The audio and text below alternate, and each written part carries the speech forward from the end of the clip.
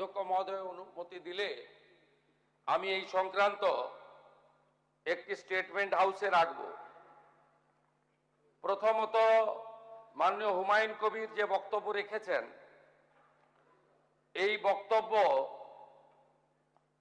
আপনাদের কাছে আমি পড়ে শোনাচ্ছি। 26/6/2026 afternoon, Humayun Kabir MLA Nowda AC, তিনি একটি উনার পার্টির মিটিং কাশীপুরে রেজিনগরে করেছেন।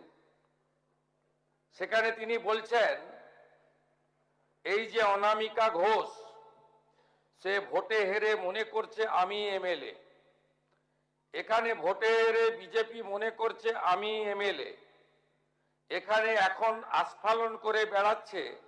তা আমি শুভেন্দু অধিকারীকে সেদিন বলেছি যে আপনি ভোটে জিতেছেন, আপনার দল জিতেছে, খুব ভালো কথা, কিন্তু মুর্শিদাবাদে আস্ফালনটা একটু কম করবেন। আমি যেদিন ময়দানে মুসলমানদের নিয়ে নেমে যাব না, সেদিন এমন সাটা ভাগা মার শুরু করবে যে আপনাদের পতাকা বহন করার লোক থাকবে না। কেস এরকম, কেস আমাদের বহরমপুরে জেল খাটা আছে। 5000 লোককে আপনি বহরমপুর সেন্ট্রাল জেলের যা আয়তন, তাতে 4700 বা 4800-র বেশি লোক ধরে না। লাখে লাখে লোককে রাস্তায় নিয়ে নামাবো আর সাটা ভাঙা মার দেব আর জেলে যাব। কদিন জেলে আটকে রাখতে পারবেন, কত খাওয়াতে পারবেন দেখব। লিমিট যেদিন ক্রস হয়ে যায় না, মাথাটা যেদিন গরম হয়ে যায়, সেদিন আমি এসপি বুঝবো না, চিফ মিনিস্টারে বুঝবো না, আর কে কোথায় থাকলো আর কে কোথায় থাকলো না ওসব বুঝবো না। আমি নিজেই নেতৃত্ব দিয়ে দাঁড়াবো। এটা একটা ইনসিডেন্ট 1। ইনসিডেন্ট 2, শক্তিপুরে দুয়ারা ঘাটে 8 তারিখে, সেখানে উনি বলছেন ভোটের আগের দিন আমার নিজের ভাইপোকে অ্যারেস্ট করেছে এই ওসি। এই আমি তো ভাষা বলতে পারবো না। এই বাচ্চাকে আগে দেখব, তারপরে ভাষাটা আমি অমিট করছি। এই বাচ্চাকে এমন শিক্ষা দেব, এর বাবা 14 গোষ্ঠীর নাম ভুলিয়ে দেব। এ লালগোলাতে 500 মুসলমানের লাইফ শেষ করে দিয়ে এসেছে। সত্যভাবে বলবো, এই ওসিকে এখান থেকে সরানো শুধু না, একেবারে অকেজো পোস্টিং দিতে হবে। যদি না দেয় 10,000 লোক নিয়ে থানা ঘিরে একে কলার ধরে থানা থেকে বার করব, পারলে আমাকে রুখে নেবেন। এই দুটো ইনসিডেন্টের পরে আমার মনে হয়েছে যে এনাফি জানাব, সময় এসেছে এই ধরনের লোককে সবক শেখানোর। আপনাকে আমি পরিষ্কার বলছি, মমতা ব্যানার্জি মুখ্যমন্ত্রী নন।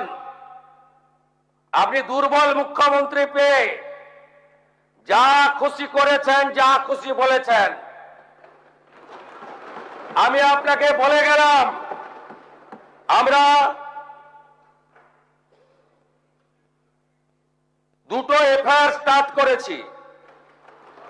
Rejinagar PS case number 219/226, dated 26/6/2026, under section 152, 192, 196, 197, 224, 299, 351 within bracket 2, 352, 353 of the ভারতীয় ন্যায় সংহিতা। ইনসিডেন্ট নাম্বার 2তেও আমরা শক্তিপুর পিএসএ 176/226-এ আরেকটা কেস ইস্যু করেছি। সেই কেসেও আমরা ভারতীয় ন্যায় সংহিতার সমস্ত সেকশন লাগিয়েছি। এবং আমি আপনাদেরকে অ্যাসিওর করছি, এত বড় ক্ষমতা আপনাকে কেউ দেয়নি। আপনি মুখে যেগুলো বলেছেন, আপনাকে আমি বলে গেলাম, আপনি কেন করছেন আমি জানি। আপনি কেন করছেন রাজনৈতিক কারণটা আমি জানি। আপনার এজেন্ডা 2 ছিল। 1 এজেন্ডা ভরতপুর, রেজিনগর, নওদায় সব নির্বাচিত পঞ্চায়েত যে দলেরই হোক ভেঙে আপনার পার্টিতে নিয়ে যাওয়া। আপনি সেটা করতে পারছেন না। আর দ্বিতীয় হচ্ছে আপনি 2টো সিটে জিতেছেন, নিয়ম মেনে একটাই রিজাইন করেছেন রেজিনগর। আগামী 2-3 মাসের মধ্যে উপনির্বাচন হবে, আপনি আপনার ছেলেকে জেতাতে চাইছেন। 72% মুসলিম আছে, মুসলিম ভোটকে কনসলিডেট করার জন্য আপনি এই খেলাটা খেলছেন। আপনি কান খুলে শুনে রাখুন, আপনাকে এইভাবে ধমক হুমকি বেপরোয়া লাগাম ছাড়া কথা বলতে দেব না, দেব না, দেব না। আপনাকে আমি শুধু 3টে উদাহরণ দিলাম। সন্দেশখালীতে একজন ছিল,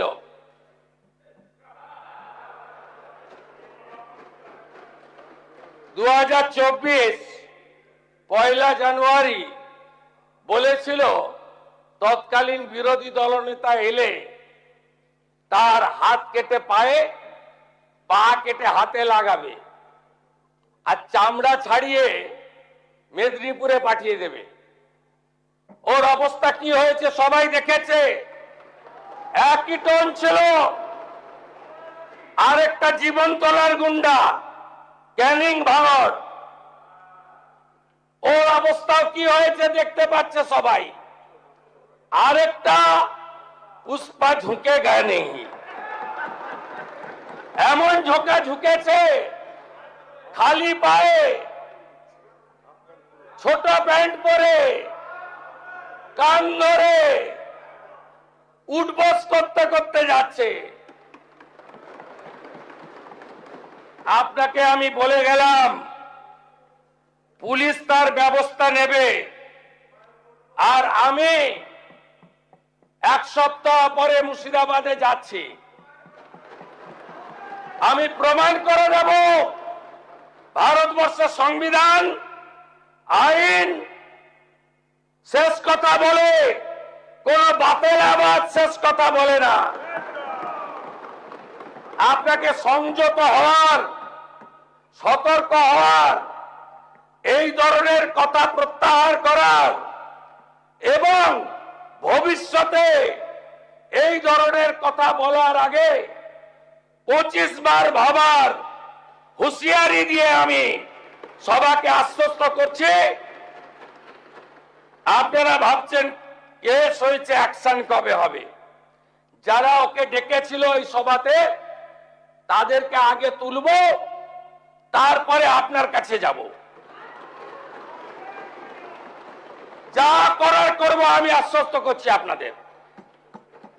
আপনি ধরে রাখুন, এটা ওর শেষ বক্তব্য, ধরে রাখতে পারেন। এই সরকার আইনের শাসন প্রতিষ্ঠা করবে, গুন্ডাদের শাসন সমাপ্ত করবে, নিশ্চিন্ত থাকুন। সবাই ভালো থাকবেন, ধন্যবাদ।